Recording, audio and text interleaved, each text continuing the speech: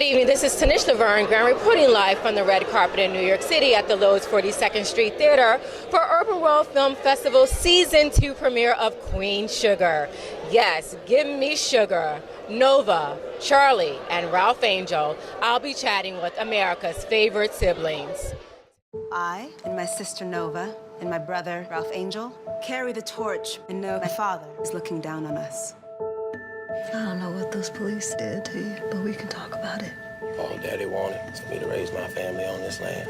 You can write that check if you want to, but you best be ready to cash it. So talk to me about this Queen Sugar experience. Like, how has it been so far?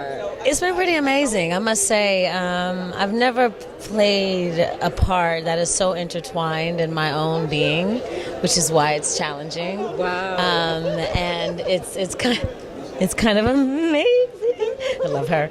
It's kind of amazing because it's I get to be. It makes it Nova forces me to be at my best self. Wow. Because I have to really, I can't judge her. I can sympathize with her and I can empathize with her, but I can't judge her on how she moves because, no pun intended. But she's a mover and a survivor and a fighter and a vulnerable flower. She's a lady. She's insecure. She's also a tomboy. There's like so many things about Nova. Yeah. I mean, the reason why the community loves her is because she's that girl. She is. You know, for lack of a better term, we talk about ride or die, or that chick that you like. That's Nova. Nova is that girl, and so it forces me to look at all of my own insecurities and sort of jump out of them, you know. Right. And I lost a very dear friend to me, which most people know, Nelson Ellis, yeah. That forced me to jump out of my insecurities. It forced me out of my head and into my life. Wow. And it was like a jump start to my life and the Rutina that you're seeing now. Because the old Rutina is I'm shy. I mean, I'm normally shy. I mean, I'm loud, but I'm shy at the same time. But it's time to be loud in the sense of be me. Gotcha. And the Rutina that all my friends know and love is silly. She's funny. She's loud. She talks a little too fast. She likes to dance. She loves a good karaoke bar and a good beer on a hot afternoon. You know, I do. Yeah. So talk to me a little bit about, because this is like the year of the woman. It is. We are just doing some major, powerful things in the whole television, film, media space. Besides Queen Sugar, talk to me about your top 5, or what are your top 5 favorite film and television shows? You can lump them together. Really, top 5, Cosby Show, I would have to say, because of what it did at the time when it was out and how it brought our community together in a way, because I think it kept hope alive for those who thought that maybe there was no other possibility than the only possibility that they were currently living. But there are other possibilities. Living Single, In Living Color. And I loved In Living Color because that's where I get my humor from. Like, I'm very silly funny. Like, I like to run into lockers and make you think I hurt myself, but I really didn't. Like, that's my kind of funny. Like Will Ferrell, but also like Kevin Hart. I love like Chris Rock, like that very sort of like Chris Rock and is that I'm Gonna Get You Sucker? Oh my, I remember that. Yes, Hollywood Shuffle, all of those, like, remember Attack of the Pimps? Yes. I do remember that. All of that stuff is like Hollywood Shuffle was epic though.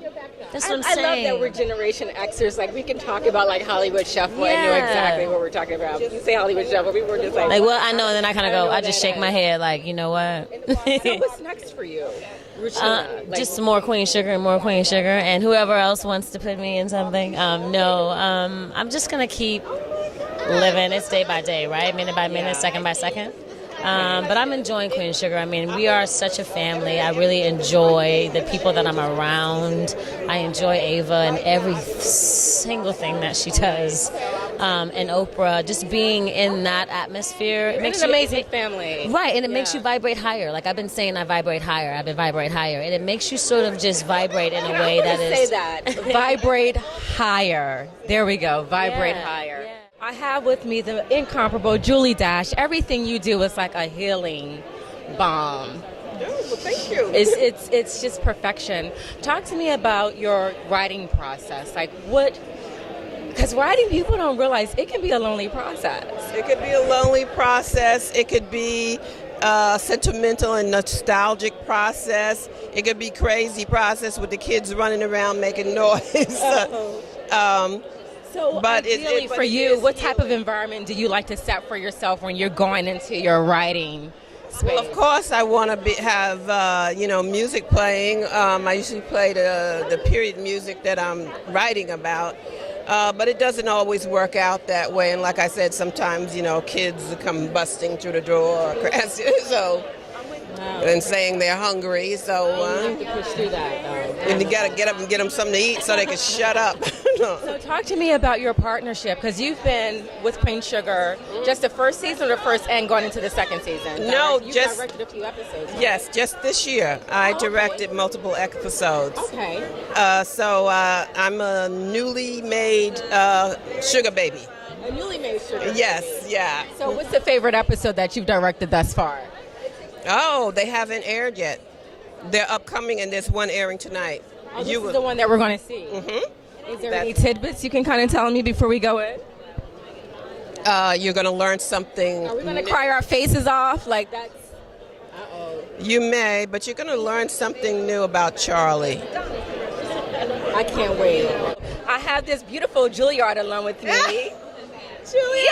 Yes! Dorothy, you gotta let the people know! Okay, because these girls think you can just like pop up on Queen Sugar. You can't just pop up on Queen Sugar. It takes a lot of work. Journey, yes. So what I love about your character, she's a boss, and she is the only African American plantation, mill owner. Like, let's just talk about that a little bit. Well, I think what's so interesting to me and what I love about her is that she's doing what she does. She's not to herself. She's not doing anything that spectacular. She's just she's living out what she feels she's supposed to do.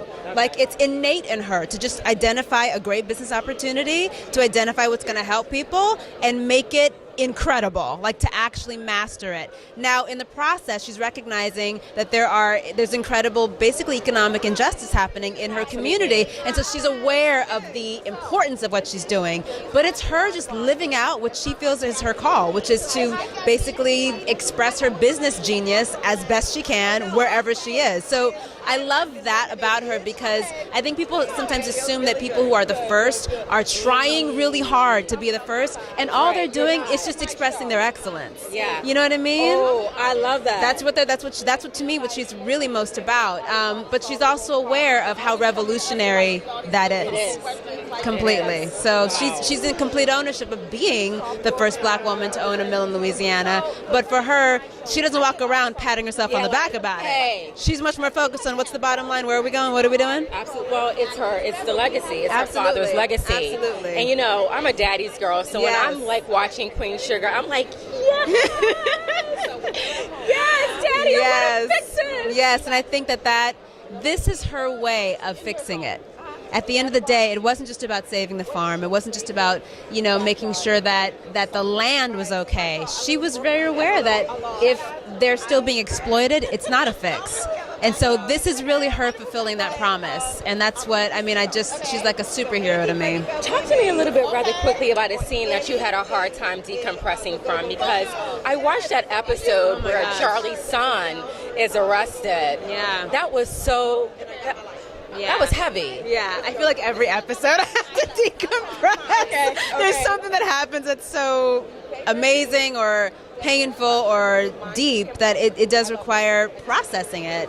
I think in this season in particular, I think it was the episode where the mill has a breakdown. So when the mill was opening, because I think she runs right into herself. She had no idea how much she was carrying, how pressured it was for her to honor her father and for it to go well. And I think it sets her up perfectly for what we see later with the therapy. It sets all of that up. So I remember that being that particular episode being so emotional and so just so much, and needing to take moments throughout that episode. You never know until you're in it. For sure. Last time I saw you had both of your teeth in your mouth. Now you have like one missing, it looks like. Yeah. When did that happen? Maybe like a few days ago. Oh my goodness, it just happened. That's why I don't see it. Oh my God. But it looks good. It does. You know, it gives you a little edge. Yeah. Yeah, I like that. So how long does it take you to memorize your lines for Queen Sugar? So just like trying to memorize my line, maybe like 5 to 15 minutes. Like, oh my goodness. Not very long. You're a whiz kid. Thank Do you. you have help memorizing the lines? Of course, my mommy and daddy. Oh, your mommy and daddy help you? Yes. That's awesome. So what do you tell your friends who want to be an actor like you? Do you tell them that it's really hard or it's really easy? Like, what do you tell them? Sometimes I like something like you need to like know different things to do. One of my friends are actually into acting already. Yeah. Yeah. What was the last thing, like your friend who's an actor, like where? I don't know where he was or what he's doing yet. I haven't asked that question yet, but I will next time I see him. Yeah, you gotta get us the details, Ethan. So talk to me a little bit about your character, Blue. So what do you love about Blue? What I love about Blue is he gets to meet family, he gets to travel around a lot, just like I do, because I love doing that as well. Nice. And I see your big brother. You have your little sister over there. Yeah, she's over there. Oh my goodness. Ava! Oh, Ava! Yes. Wow. I love that. Oh, she wants to see you. She says puppy all the time, so that's most probably what she was saying. Do you guys have a puppy? Mm-mm. Do you want a puppy? I would say, yeah, because Ava wants a puppy. I'm like, yeah. And cool. Guess whose job it is to make sure Ava gets everything she wants? Mine. Exactly. Alrighty. Well, thank you so much for your time, Ethan. All the best to you on Queen Sugar. We love your work. So talk to me a little bit about Ralph Angel. I mean, he's just growing up. He's growing up. You know, he's growing up. And he's going through everything you go through when you grow up. Okay, so what can we expect? I mean, this is the season premiere for season 2. So what can we expect? Him and Darla trying to take this thing to the next level. Yeah. You know, that's getting married and, I think Darla. you know, Darla just be having that look. You just like can't. I don't know about Darla sometimes. You know, damn, I didn't know she had a gene on me. That's dope. Can you come a little closer? God. We're live, baby. Oh, Here we live. I thought we was right here. We're doing it, you know, 2 in 1, 2 in 1, 2 in 1. New age. Man, a lot of rehabilitation, you know. They just really got to work through their past to get to, like, the future they want, and it's not going to be easy. They got a lot of things to just kind of unfold and figure out. Let's put it that way. What do you have in common with Ralph Angel? I just want to be the best, and I just want to love, and I just want to, you know, I just want my place in the world, like everybody else. And, you know, I'm young. You know, I don't have a kid, but I never been to jail, but I'm black in America, so I know, you know, I understand that struggle, you know what I'm saying, that weight of something that's bigger than you just as a human being, you know. So really it's just the identity crisis, you know. He doesn't really know who he is as much as he knows who he is, and now it's about kind of redefining and restructuring who he thinks he is and wants to be, you know, with his family and his son. Okay. Insane. Hi, Ava. Talk to me about the importance of Urban World Film Festival, which is where you screen your early projects. I Will Follow, you know, so talk to me a little bit about why Urban World Film Festival is so important. Yeah, Urban World's my home festival. It's the first festival that showed my work in any kind of consistent way, with real loving embrace. I feel like home whenever I come here. It feels like a warm bath. I can just be free and luxuriate. It feels like a hug when I walk into the space. I think that's true for a lot of black spaces, inherently black creative spaces, but Urban World's really been that for me. I look forward to this every time of year. You know, on Facebook it shows you all the things you've done on a certain day for years and years down. On this day 3 years ago, and I look down 7 years, it's all Urban World, Urban World, Urban World, and it's been beautiful moments, so it's a blessing to me. Tanishalaverne Grant, blackinamerica.com. After what happened with the police, it's important that I'm in his life. I want joint custody. Mr. Ernest had the respect of the men he worked with. What was his job here? I'm tired of going to Charlie every time I need something. What happens if you make a decision on your own that puts all of us at risk? You just don't understand. Ever. No, you don't understand. I just got a job working for Charlie. I need you to stand by me. Compared to family, that land ain't nothing but a mess of pottage. Choosing the only thing that matters is what matters.